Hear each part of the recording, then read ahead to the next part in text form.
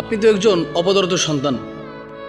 এই গ্রীষ্মকাল চলে গেল, আম জাম কাঁঠাল লিচুয়ের এই গুরুত্বপূর্ণ সিজনে আপনি কি আপনার পিতামাতাকে এই ফলগুলো কি খাওয়াতে পেরেছেন? টাকা ইনকাম করেন হাজার হাজার, মাসের শুধু টাকা ঢোকে পকেটে, আর মাস শেষে টাকা শেষ হয়ে যায়।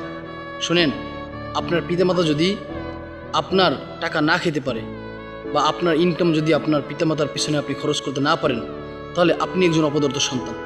কারণ সন্তানের ওই টাকা দিয়ে কোনো মূল্য নেই, সন্তানের ওই অর্থ দিয়ে, ওই সম্পদ দিয়ে কোনো মূল্য নেই, সন্তানের ওই সম্পদের কোনো দাম নেই যদি তার পিতামাতা কোনোভাবে সন্তানের দ্বারা কষ্ট পেয়ে থাকে, চাই সেই কষ্ট অর্থের দ্বারা হোক বা অন্য কোনোভাবে হোক।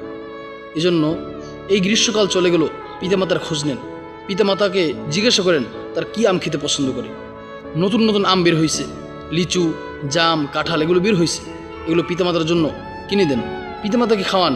পিতামাতাকে যদি আপনি খাওয়ান তাহলে আপনার অর্থ একটু কমবে না, বরং আল্লাহ তাআলা আপনার অর্থের মধ্যে বরকত দেবেন। আল্লাহ তাআলা আপনার অর্থের মধ্যে বরকত দেবেন। আল্লাহ তাআলা আপনার যে ইনকাম আয় রোজগার আছে সেগুলোকে দ্বিগুণ বাড়িয়ে দেবেন।